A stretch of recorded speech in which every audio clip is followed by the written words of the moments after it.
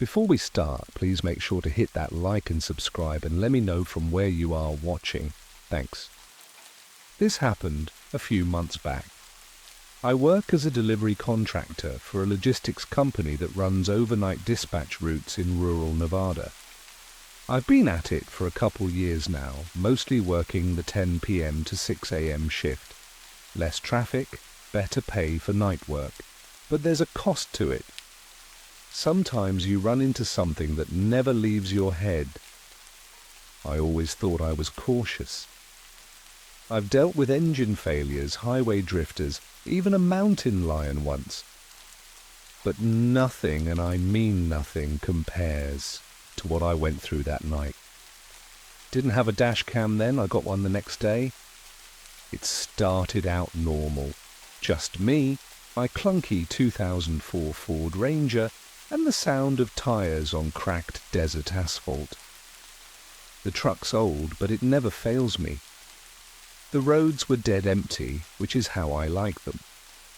Some time after 2 a.m., I got routed to a supply depot on the edge of a decommissioned military testing range. Supposedly a relay pickup. We'd been getting more of those lately. I didn't think much of it at first. But as I drove up, I got this pit in my stomach, like my body knew something before my brain did. You ever get that feeling where the air just goes wrong? That's when I saw the depot. It was completely dark. No lights on the outside.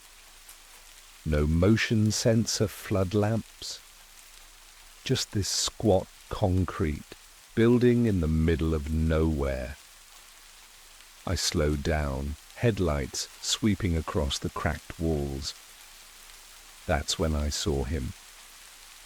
He was pacing back and forth near the loading dock. Hoodie, jeans, scuffed work boots. But his limbs were twitchy. His head kept jerking like he had a tic, and he kept looking over his shoulder like he was being followed. I thought maybe he was just strung out or tired. I hovered over the cancel button on my dispatch tablet, but I didn't hit it. I unlocked the passenger door. He climbed in without a word. Instant regret. Most relays will ride silent, maybe nap until drop-off. Not this guy. He stared at me through the side mirror, wide-eyed, unblinking. His skin was pale and clammy. I turned on the radio to fill the silence. Some late-night talk show was discussing meteorites or something. The moment it came on, he barked at me to shut it off. His voice was raw, like sandpaper scraping metal. I flinched and cut the volume. We drove in silence for a while. Then he said it. "You ever pick up something that shouldn't be here?" I half laughed and replied, "You mean like a raccoon in the truck bed?" He didn't smile, he didn't blink. Just mumbled something too, quiet to catch. Then he started rambling, said he used to do runs like mine until the job took him places it shouldn't have. Places off map, he called them. His words got slurred, more fragmented. I caught something about sound that wasn't sound. Lights under sand. I watched him in the mirror. He was grinning. That grin messed me up. He ended with, "You don't realize what you're driving until it's already in you." That's when I stopped thinking of him as a burnout. I started thinking he wasn't alone in there. I kept my eyes glued to the GPS. He kept muttering, sometimes whispering apologies. Not to me, just out loud. I didn't let them in, I swear. We were 2 miles from the drop when he suddenly shouted I'd missed the turn. I hadn't. GPS was clear, but I slammed the brakes anyway. He yelled for me to pull over. I did. My hands wouldn't stop shaking. That's when headlights lit up. Behind us, a county patrol SUV. It crawled by, spotlight sweeping across my cab. The guy beside me ducked down, curling into the footwell. He was trembling, whispering, "Don't see me, don't see me." I stared straight ahead, barely breathing. The cruiser passed, didn't stop. Eventually the guy straightened up and looked at me. "You got real lucky," he said. Then he popped the door and walked straight into the desert. Didn't say goodbye. Didn't look back. I sat there for a while, engine idling, trying to decide if I should call it in. But before I could, my truck's dashboard lit up. Every warning light blinked red at once. The radio hissed back on, though I hadn't touched it. It wasn't the talk show, it was static. Buried in the static was something else, not words, just tones, rhythmic, pulsing. Then the GPS flickered, rerouting itself. It no longer showed roads, just coordinates. A point in the middle of the testing range. I shut everything off. Radio, engine, GPS, the lights didn't go out. That was the final straw. I yanked the keys and jumped out, slamming the door shut. The truck kept humming. I didn't wait. I grabbed my emergency bag from the bed and started walking back toward the highway. By the time I found a truck stop a few miles away, my phone had 17 missed calls from dispatch and 2 unread messages, both blank. When I returned the next day with a mechanic, the truck was dead. No battery charge, no fuel reading, no GPS history, like it had never made the run. Couple weeks later, I saw a buried report on a message board I follow. Someone posted satellite, images of an unauthorized landing signature on that testing range, triangular shape, scorched brush. The timestamp matched that night. Another post showed something else, surveillance stills from a highway camera, my truck driving back from the depot. I wasn't in it. I never told anyone at the company. I know better than to bring that stuff up, but I never drive routes near the range anymore. And, yeah, I finally got that dash cam. It hasn't turned on since. When I was 20, I took a temp job as a housekeeper out in rural New Mexico. The gig was supposed to last a couple weeks, just until the end of the month. The place belonged to an older woman named Judith, maybe in her early 70s. She lived in this weather-beaten 2-story house on the edge of the desert. It sat on a flat patch of dry land with barely any trees, just red dirt and silence for miles. The nearest gas station was about 20 minutes away. Judith had 2 acres surrounded by old chain-link fencing and a single paved road out front.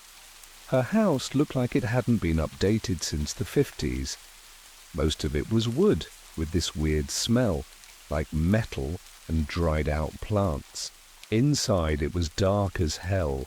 She kept every blind shut like she was hiding from the sun. If I opened one to let light in, she'd have it shut the next time I passed through. In some rooms, she lit actual candles instead of using the lights. Floors creaked like they were protesting every step. My job was simple: sweep, dust, wash dishes, fold laundry, sort through old junk mail. Judith didn't talk much. She gave instructions and then disappeared into whatever part of the house she holed up in. She always moved slowly but purposefully, like she was conserving energy for something. One Friday, she asked me to stay the night, said she needed help, early in the morning, and offered one of the extra bedrooms. There were 4 total, even though she lived alone. I figured, whatever, free place to sleep. I dropped my bag in the room she'd pointed to and turned around, and there she was. Just standing in the doorway, silent.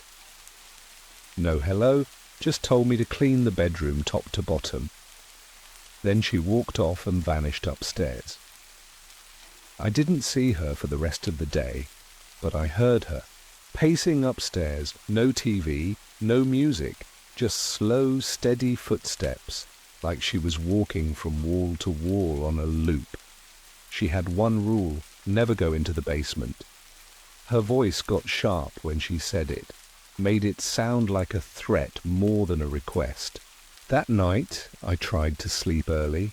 No TV, no phone service, just pitch black and dead silence.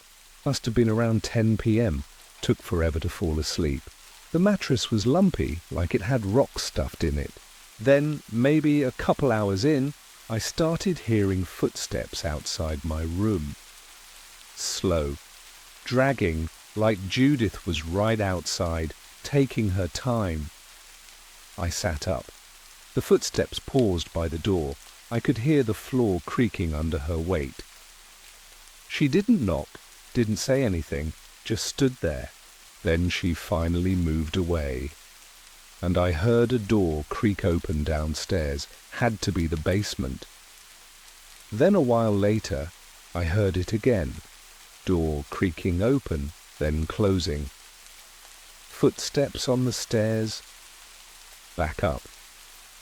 Then they stopped outside my room. Again. This time, the doorknob turned. I laid down and yanked the covers over my face, pretending to be asleep. The door opened. I could feel her presence, like she was right there, staring. Then I heard her back away, door shutting behind her. I waited, heart pounding. 30 minutes passed. I decided I had to know what was in that basement, whatever she was hiding. It wasn't something innocent. I crept out of bed, eased open the bedroom door, and made my way downstairs. Every step felt like it echoed. I reached the basement door, flipped on the light, and opened it. It was colder than the rest of the house. Felt like stepping into a freezer. I went down the stairs. At the bottom, I froze. There were 2 chairs in the center of the basement. Each one had something sitting in it. Not people, not really. They looked human, but their skin was almost transparent. Greyish, slimy, veiny. Their heads were way too big, and their limbs were long, like spider legs. They weren't corpses. They weren't alive either. They were preserved, like taxidermy. But they didn't look human. One of them had what looked like a military uniform draped over it, faded and tattered. The other was smaller, naked except for some kind of metallic band wrapped around its neck. I stared in horror. I didn't know if they were alien or mutated, humans or something worse. But they were real. I could smell them, chemicals and rot.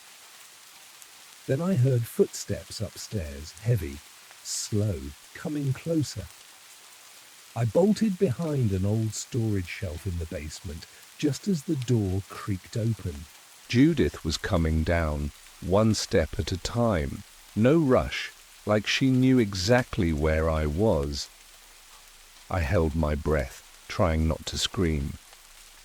She reached the basement floor and whispered my name, just once.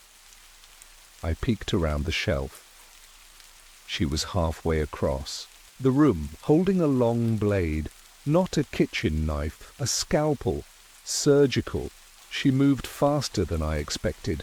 I ran, shot past her, up the stairs, heart hammering so loud I couldn't hear myself think. I grabbed my bag from the bedroom and flew down the front steps.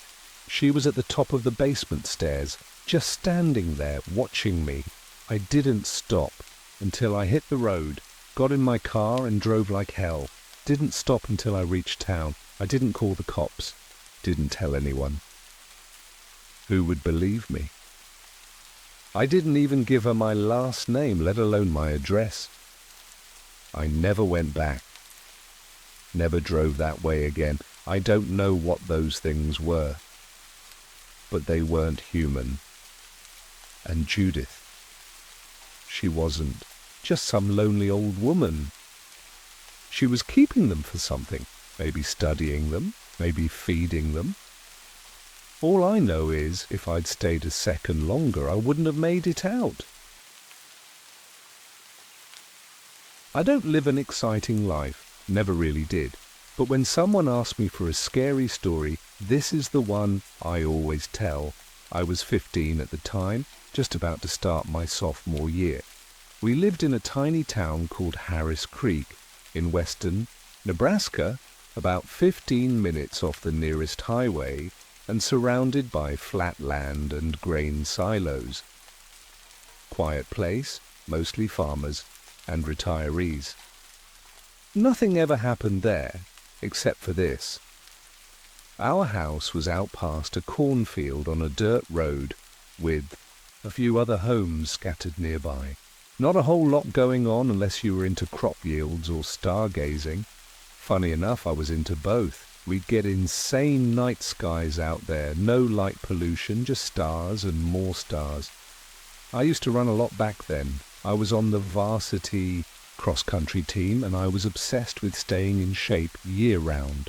Nebraska summers can be brutal, so I usually ran early in the morning or late at night to avoid the heat. That night, I decided to go for a late run. I'd slept in that morning after staying up with some friends online, and I felt restless. I never ran with my phone, too bulky, just had an old Garmin watch and my house keys.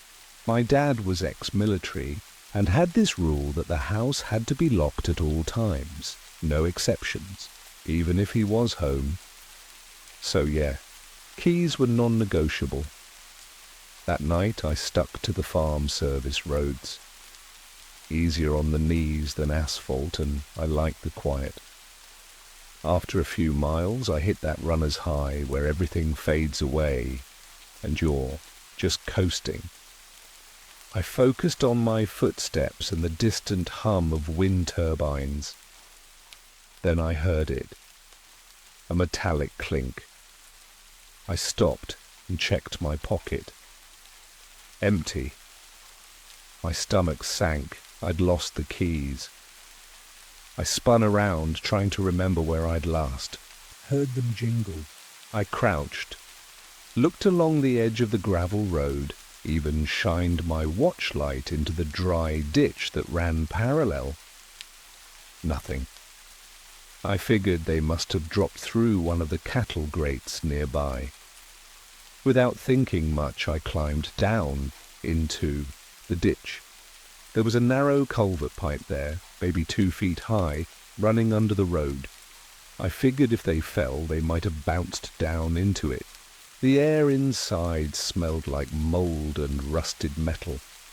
I crouched and aimed my watch into the pipe. Saw nothing. Still I shuffled forward a few feet. There were old beer cans, bones from small animals, some unidentifiable junk. I kept going, then I heard something, a faint scrape, not behind me, ahead. I froze, my breath caught in my throat. I aimed my watch forward again, but the light was too weak. I waited, telling myself it was just a raccoon. Maybe a possum. But then the sound moved again, faster this time, and closer. More than one set of shuffling noises. Something was in the culvert. I backed out fast, heart pounding. Once I was back in the open air, I stood up, trying to calm myself down. Probably just animals, but my keys, I still didn't have them. Then I had this dumb idea. I took off one of my shoelaces and tied it around a rock, dropped it into the ditch right above the pipe, hoping I could use it as a marker and align my position better. Just as I stood back up, the shoelace jerked and vanished into the pipe. not from gravity, not wind. It was pulled. I backed up instinctively. Something was in there, and they had my keys. My address was engraved on the keyring, a safety habit that now felt incredibly stupid. I don't know what came over me, teenage pride maybe, but I went back down, crouched low and started crawling into the pipe again, this time ready to fight if I had to. The second I entered, the air felt different. Thick, like pressure was building inside my skull. A low hum started vibrating through the pipe. I crawled forward, sweat running down my face when I heard it again, shuffling, but now from both ends. I turned. Something was behind me too. That was the moment I realized it wasn't animals. It wasn't people either. A flash of light strobed deep inside the pipe, greenish-white, pulsing fast.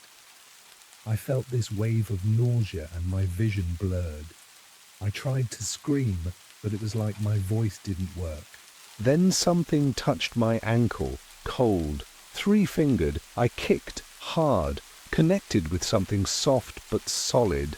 Whatever it was let go, and I scrambled backward until I tumbled out of the pipe and into the ditch.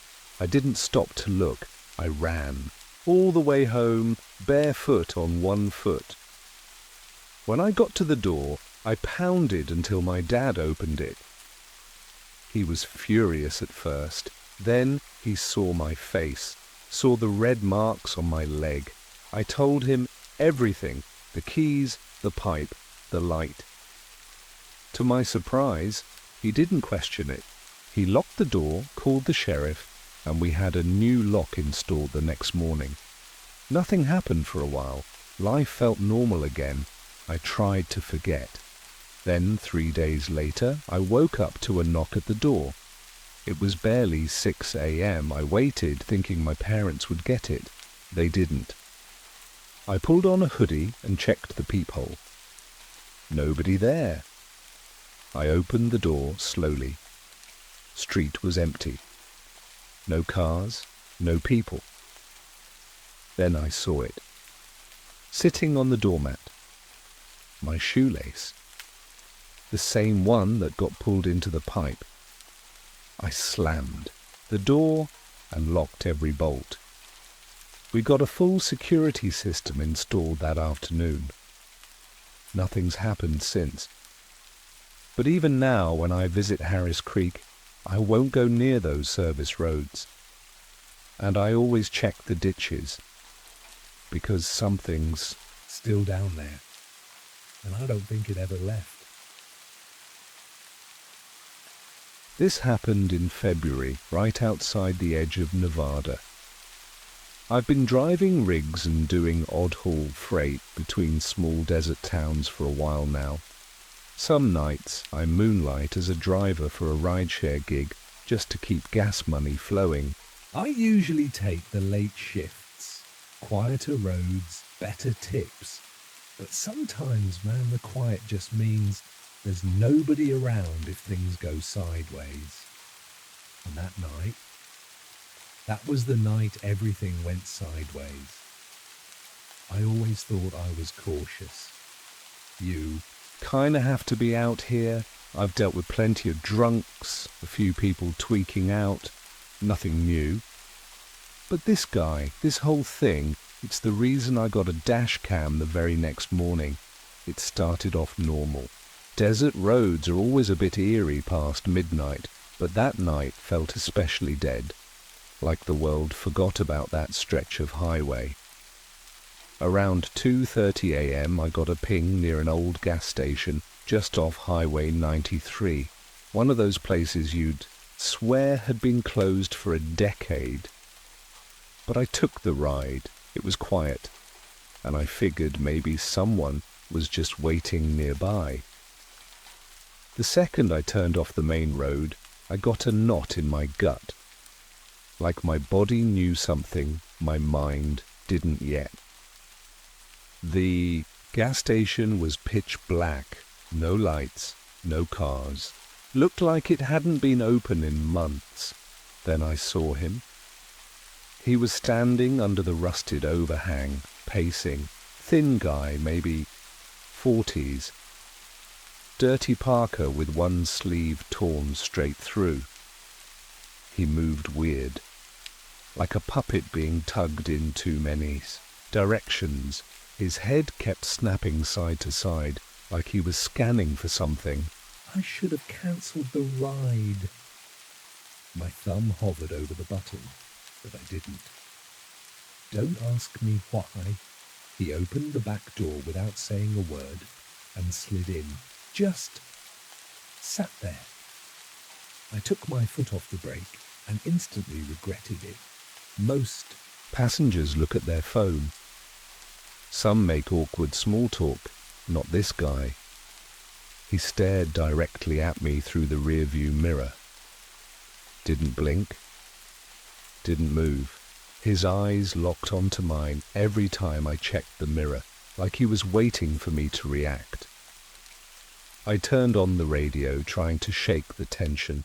First station I hit, some talk show was ranting about solar flares or satellites. The usual conspiracy stuff. The moment it came on, he barked at me to turn it off. His voice was gravelly, like he'd smoked half his life away. It jolted me bad enough to swerve slightly. I shut it off without arguing. My hands were clammy on the wheel. We drove in silence for maybe 10 minutes. Then he spoke. "You ever pick up someone you shouldn't have?" I gave this nervous laugh and said something dumb like, "Well, I hope not."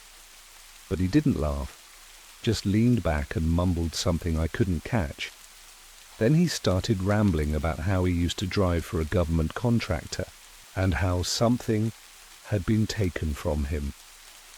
His words were slurred, hard to follow.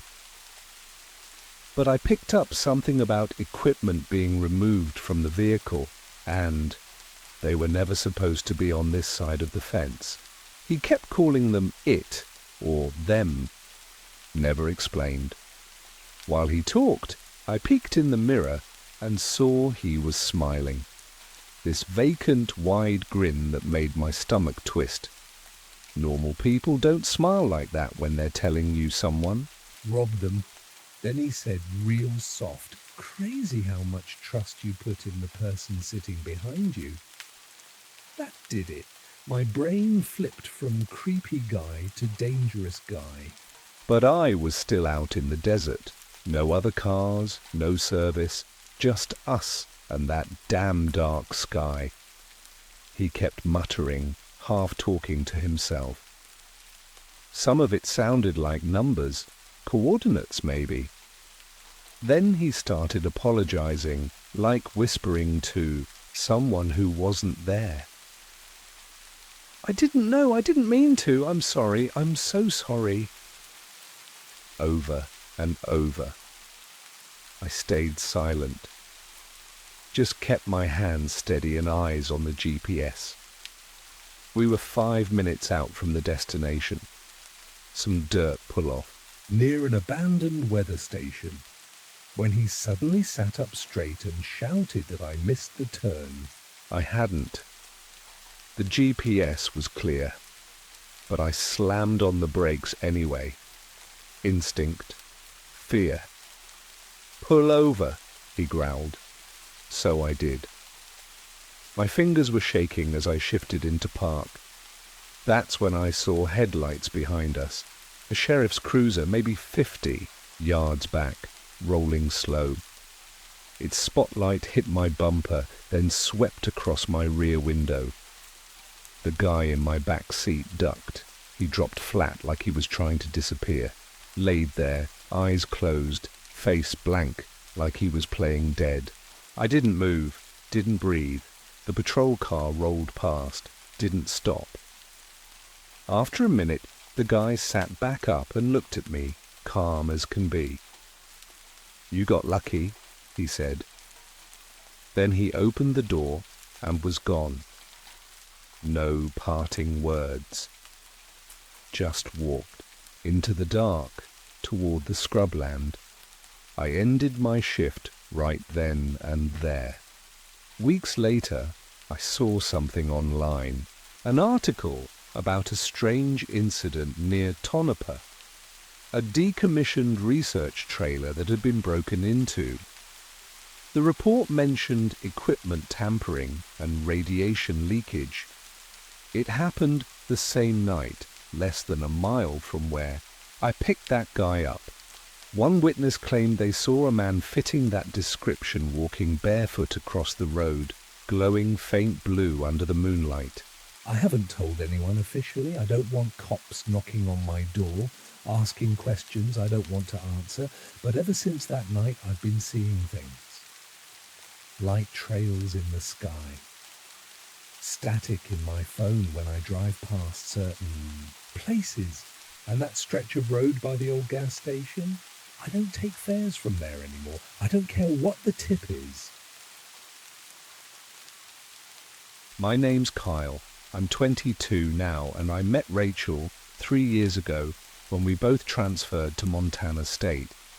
It's not a fancy school, but I needed out of Ohio, and she was running from her own mess in South Dakota. Somehow, we clicked. Every Christmas we split time between our families. Hers live in Rapid City, mine are in a little town near Dayton. Since it's just a 6-hour haul across the plains, we spend Christmas Eve with my folks, then drive through the night to hers for Christmas Day. I started looking forward to that part more than the holidays themselves. Just the two of us. Dead highways, thermos coffee, and our favorite playlists. This last Christmas Eve was the same as always. Laughter with my family, gifts, too much pie. We loaded up the car a little after midnight and hit Route 212 west.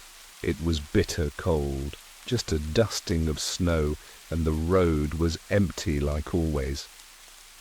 30 minutes in, my phone rang. No caller ID. I ignored it.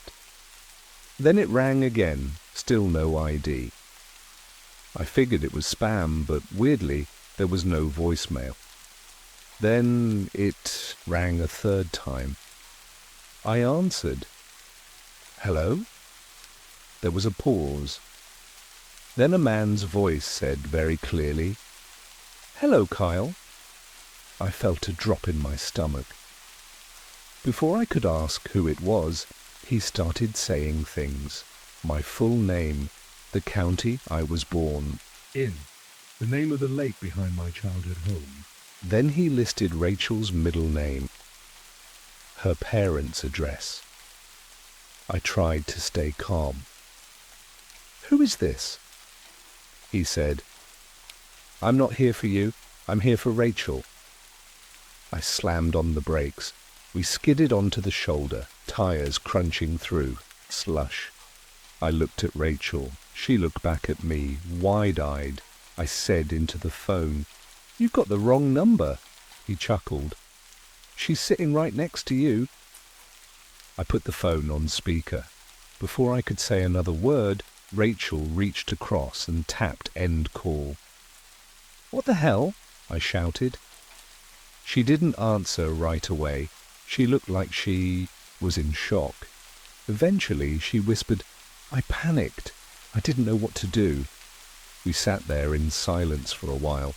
I tried to redial the number.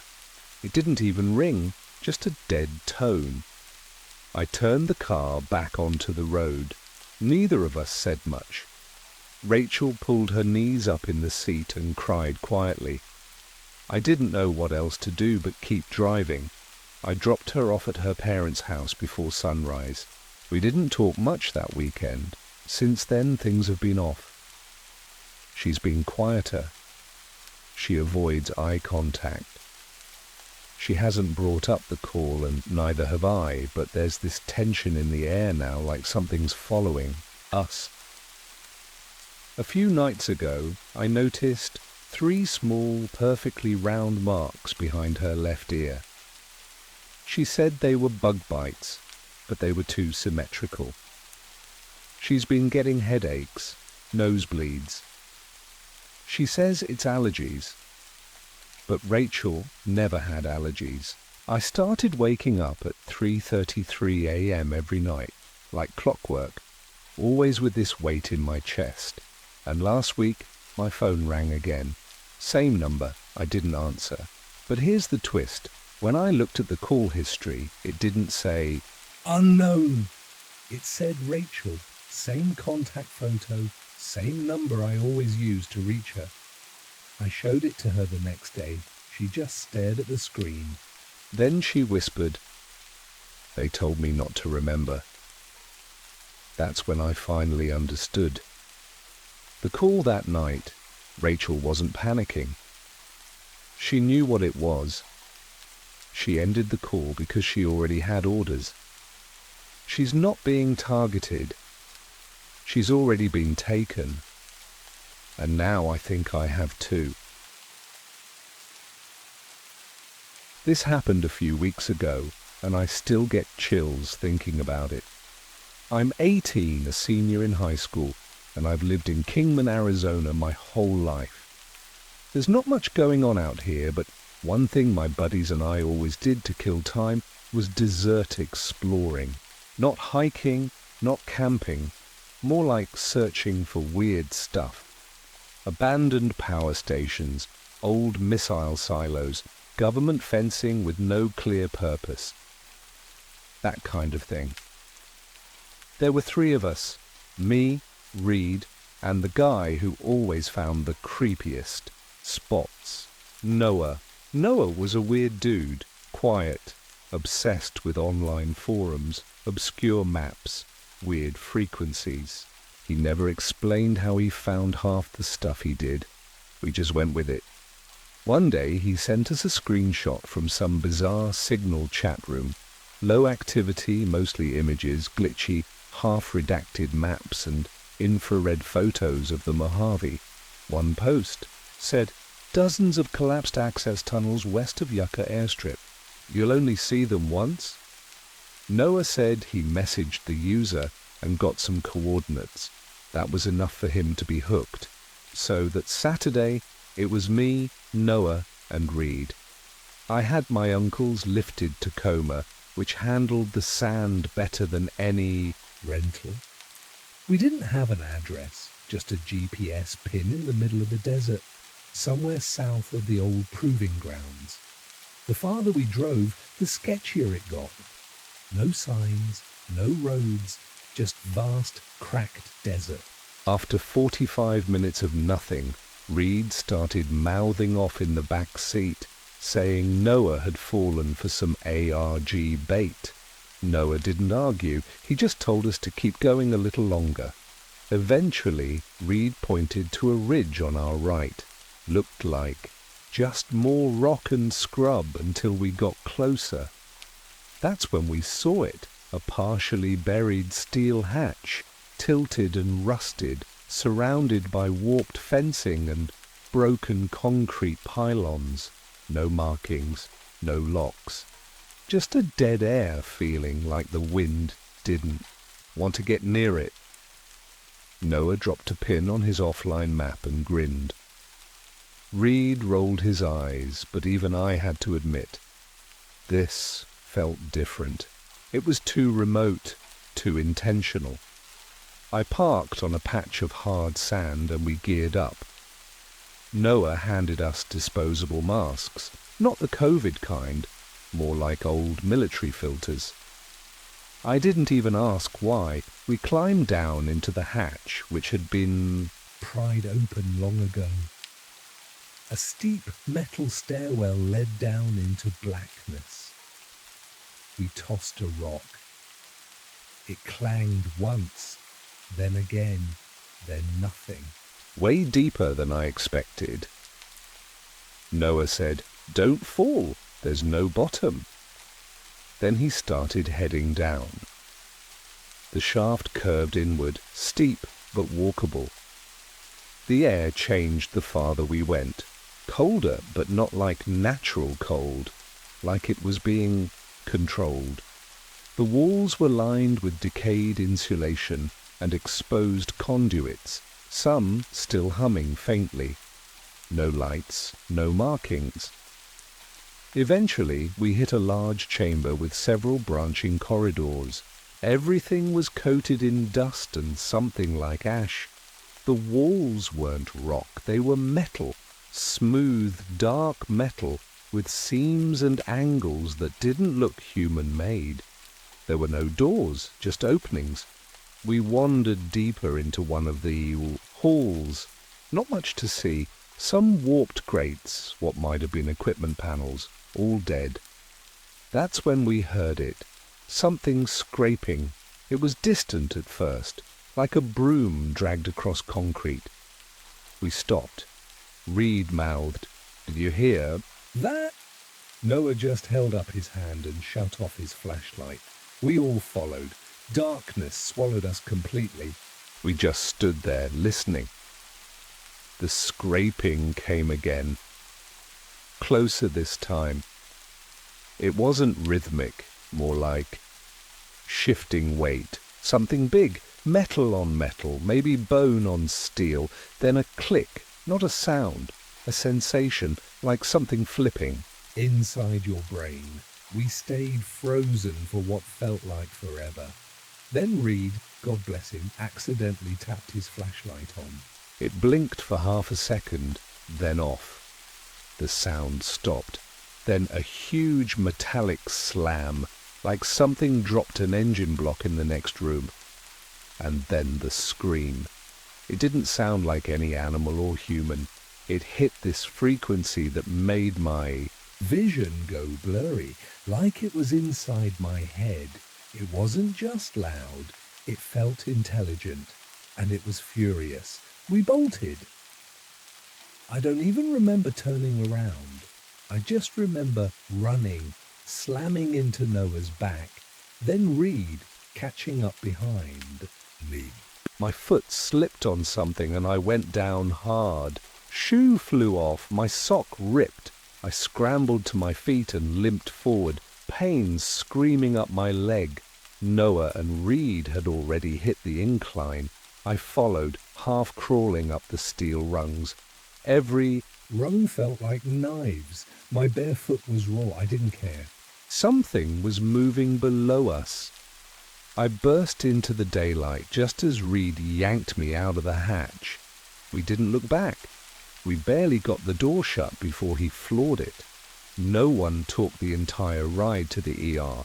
My foot was shredded, gashes, blisters, metal splinters. They gave me a tetanus shot and told me I was lucky nothing was broken, but I couldn't walk right for days. A week later, Reed said he might have dropped his wallet near the hatch. We agreed to go back, just to the surface. No one was going inside again. We followed the pin Noah saved. Sure enough, the hatch was still there. The sand looked disturbed, like something big had moved just beneath it. We didn't find Reed's wallet, but we found my shoe. It was torn in half, like something with jaws had bitten through it. There were teeth marks, wide ones, deep ones. I didn't say a word, just picked it up and threw it into the truck bed. We left and never went back. Noah tried messaging that signal user again, got nothing. No activity since that day, just vanished.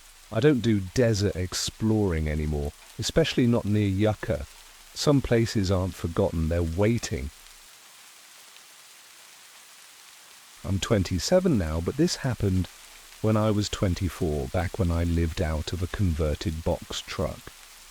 I'd quit my job in Texas and was driving up the West Coast, mostly sticking to back roads and forgotten towns.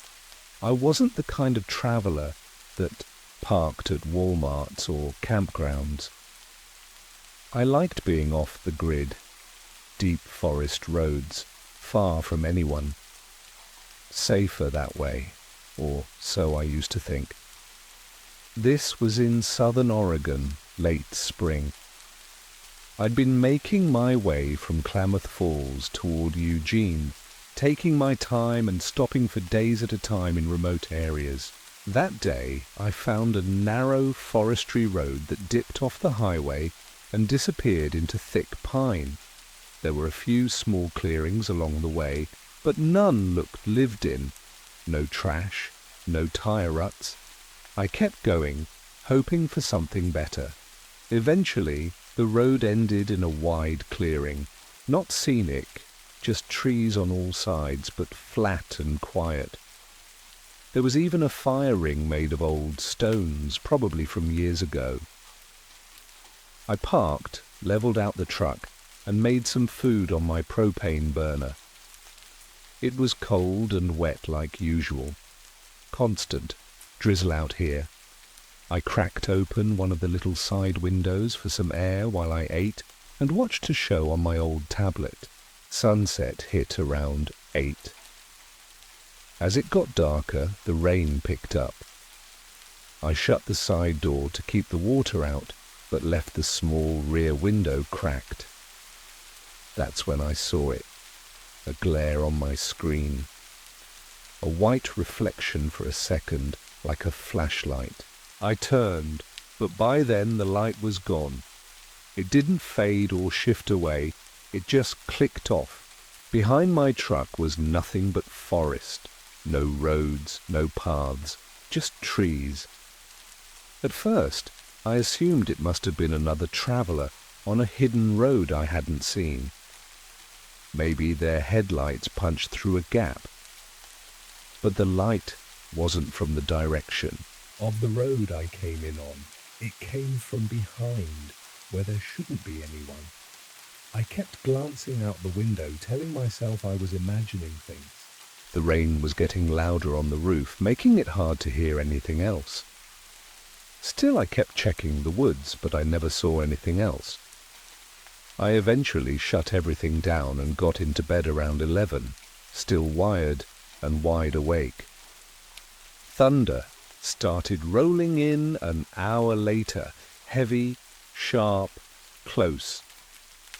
I laid there staring at the ceiling, counting seconds between flashes. Around 1 a.m., something outside moved. It wasn't an animal. It sounded like someone running and kicking through. Wet sticks. Just for a second. Crunch. Crack. Then nothing. I sat up, holding my breath. Out the side window, pitch black. Then that feeling, that awful, impossible knowing feeling.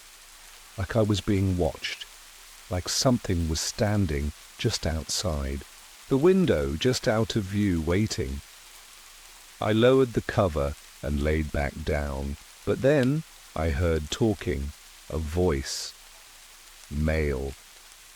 Loud whisper like they were trying to talk without being heard by me, which made no sense since they had to know someone was inside. I stayed frozen. If they saw movement, they'd know I was awake. Then a new sound. Something brushing against the side door. Plastic bending, like pressure against the fiberglass panel. Then a knock. 3 seconds later, another knock, a little harder. I didn't answer. I didn't move. I thought maybe, if I stayed completely silent, they'd give up. Maybe they weren't sure if I was a man or woman. Maybe they thought more people were inside. Then came a voice, louder this time. "Sheriff's Department, open up!" No sirens, no lights, just one guy's voice. No badge, no backup, nothing. He repeated it a few times, mixing in lines like, "Just need to check your safety," and "We got a report about this vehicle." But something felt off. Desperate, like they were trying to talk me into opening the door without breaking it. I peeked out through the front curtain. Just a shadow, tall, hunched near the passenger door.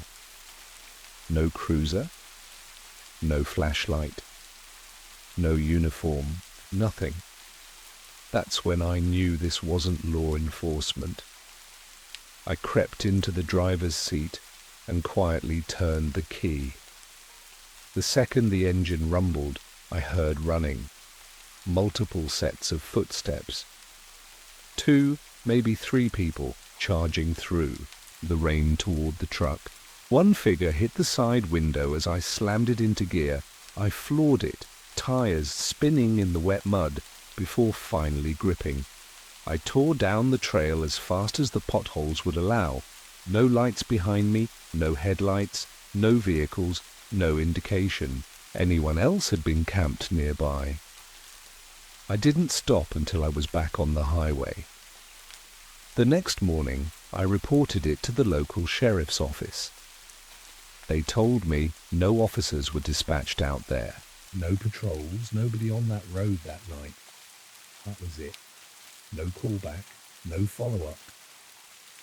I don't know who those people were. I don't even know if they were people.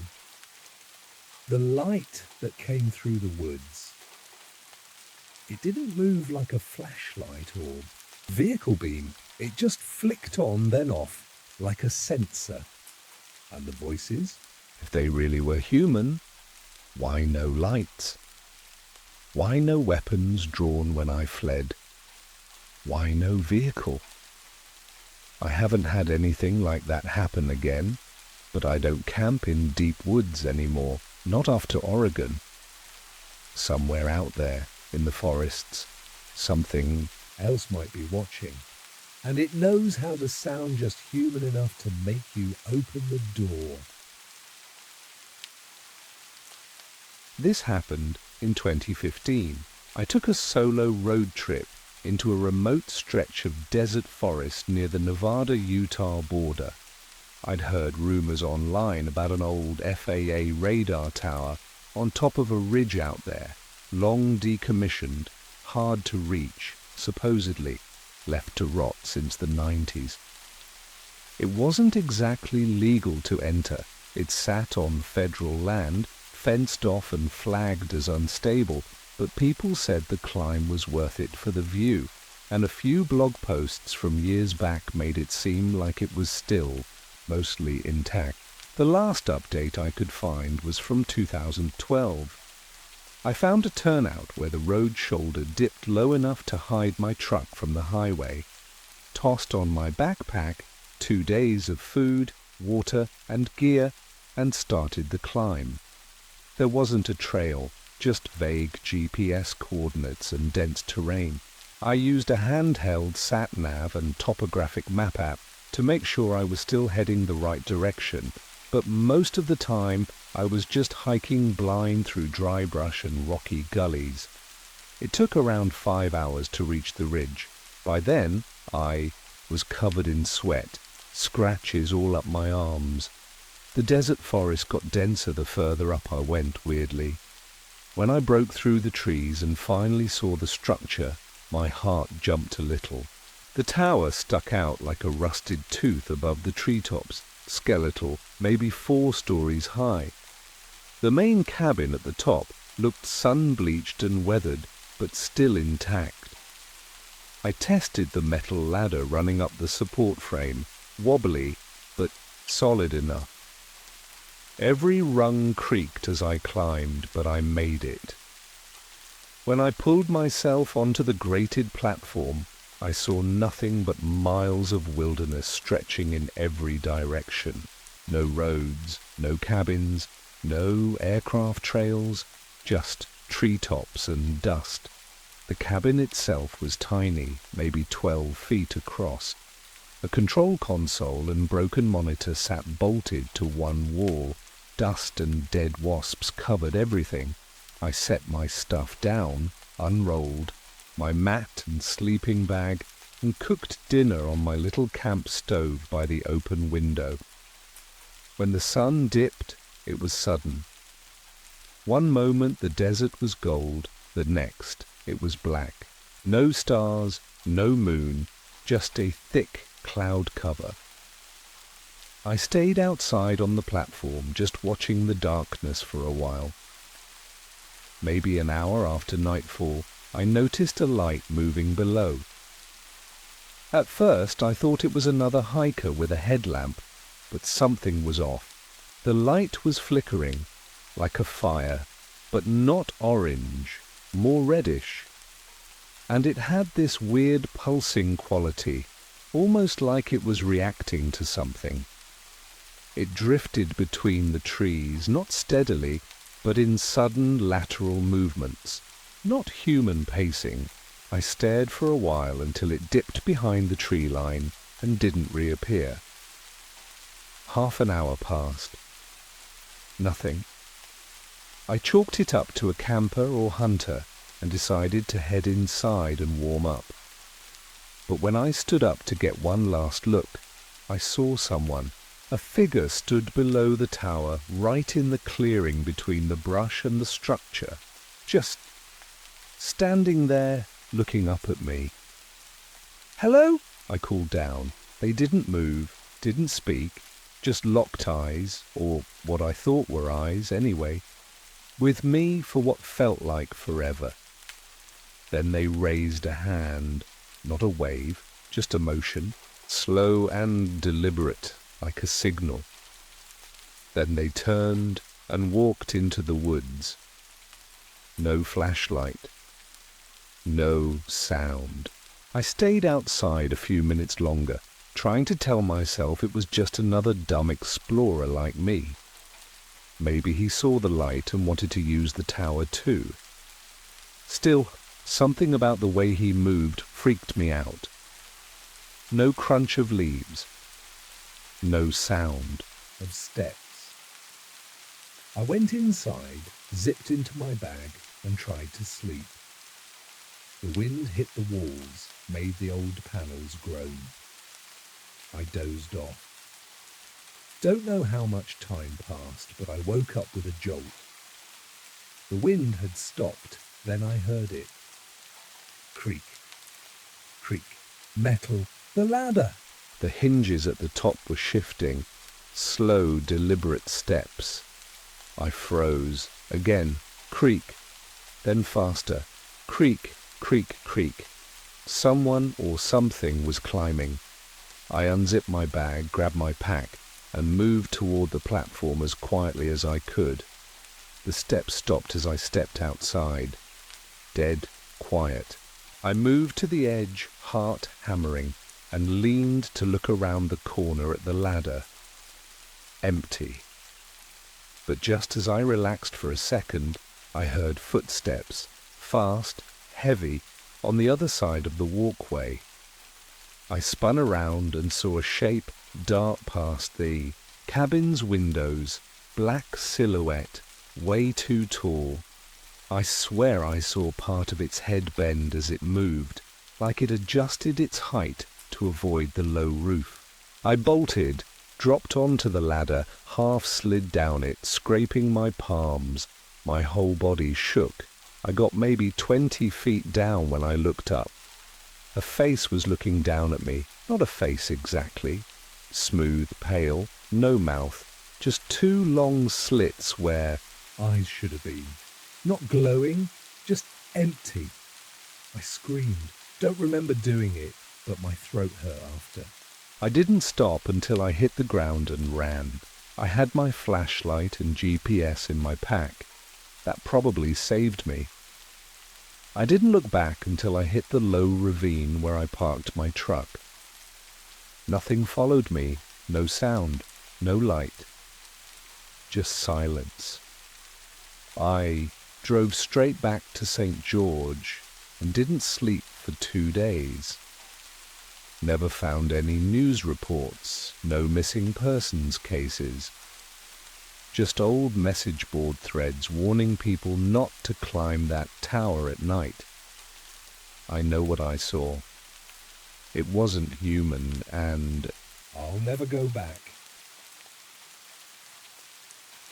When my friends and I were 13, Saturday nights meant one thing: messing around where we shouldn't. Back then, we all lived on the same block in a quiet suburban town in eastern Washington. This was 10 years ago, before the new housing developments. Moved in.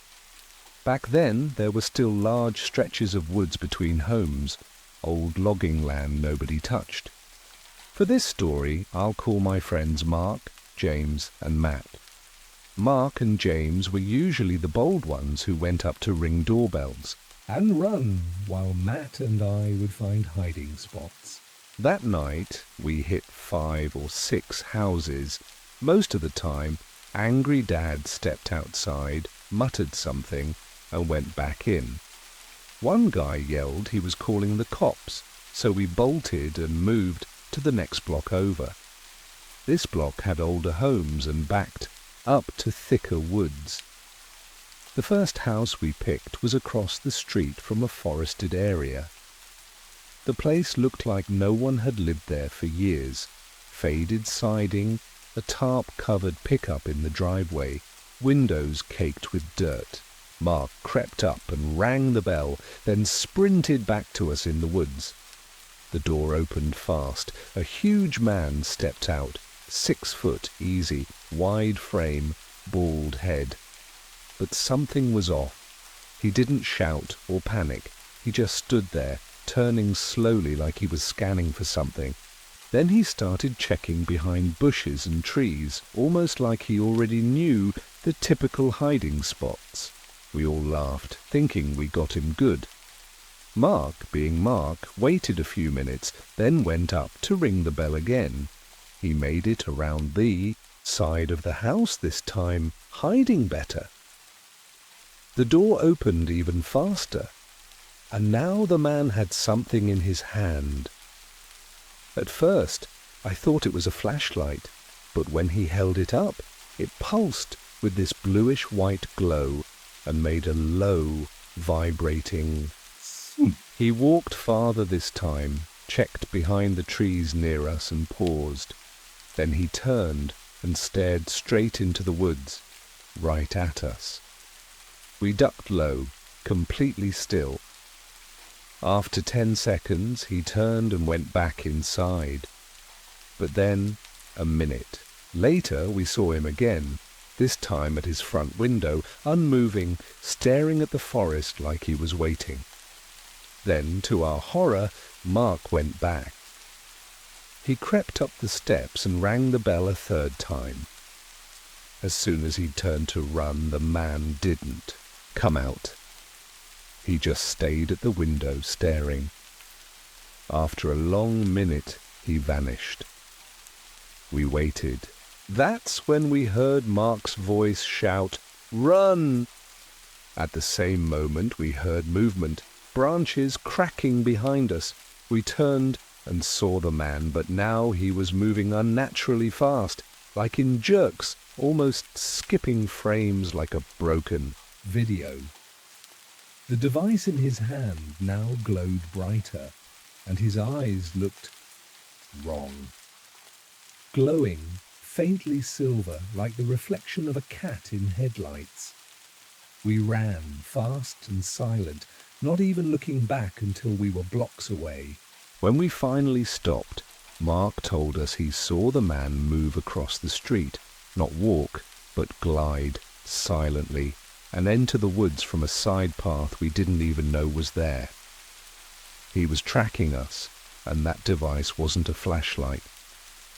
Mark swore when the man raised it, the woods around him shimmered like heat waves, and the air buzzed like power lines. We thought that was the end of it.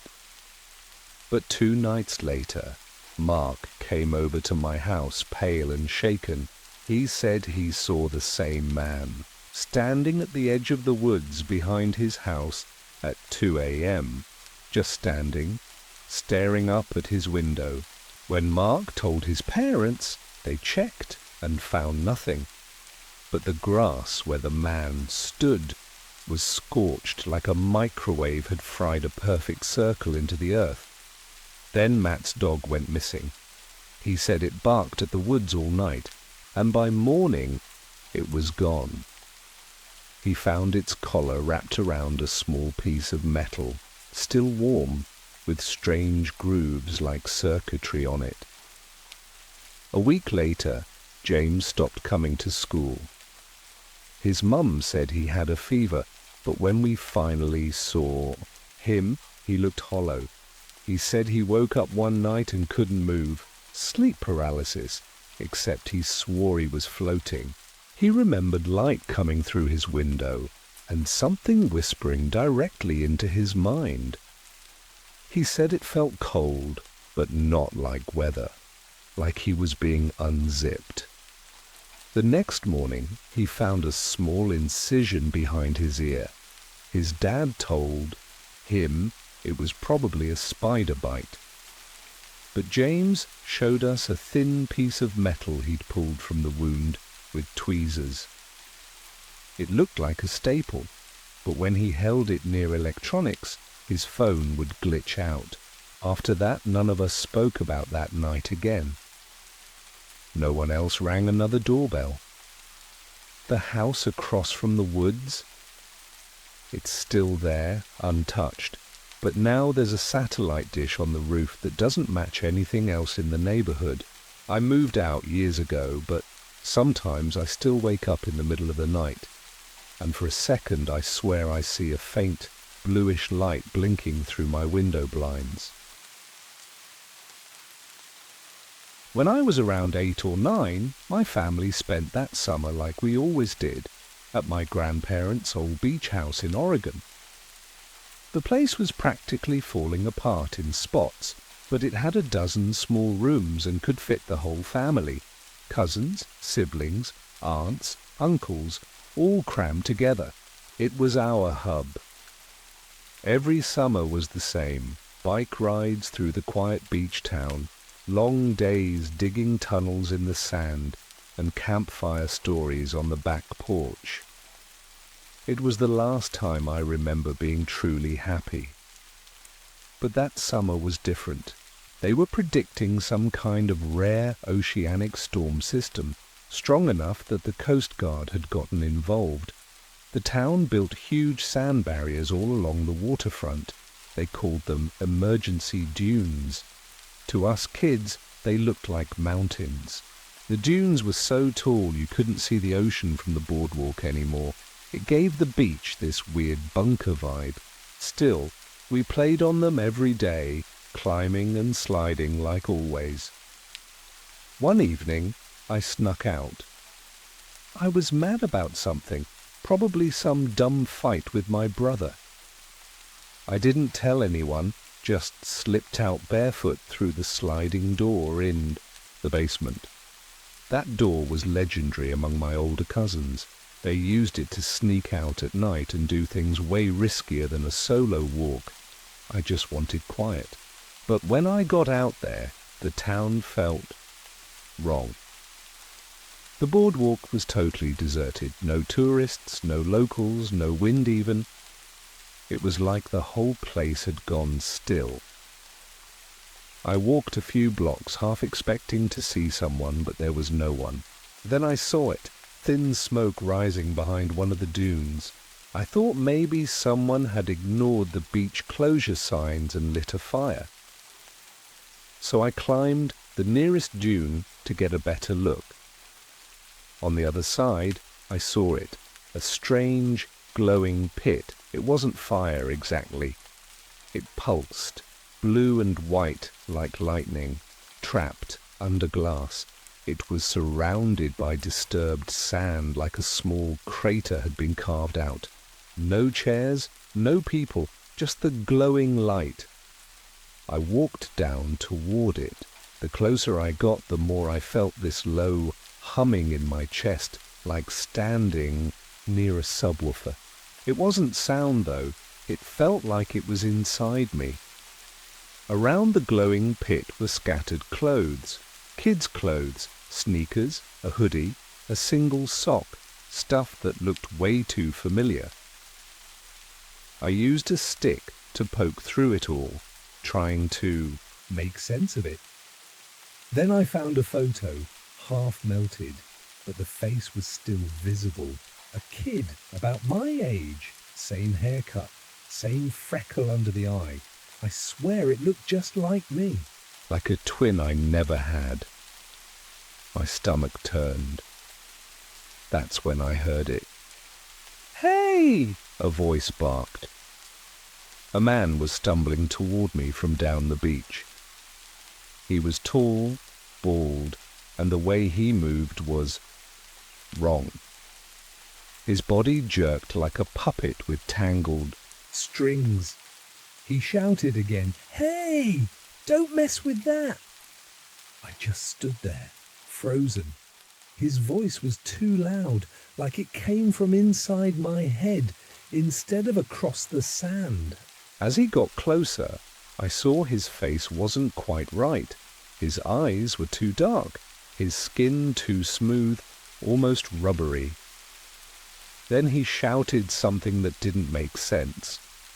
"We fixed you already." That snapped me out of it. I turned and ran. I was halfway up the dune when I felt his fingers claw at my ankle. He missed. I launched myself over the top, tumbled down the other side, and sprinted for the house without ever looking back. I didn't tell my parents. I should have. But all I could think about was getting grounded for sneaking out. So I kept quiet. The next day, the beach looked normal. No pit, no scorch marks, no footprints, no clothes.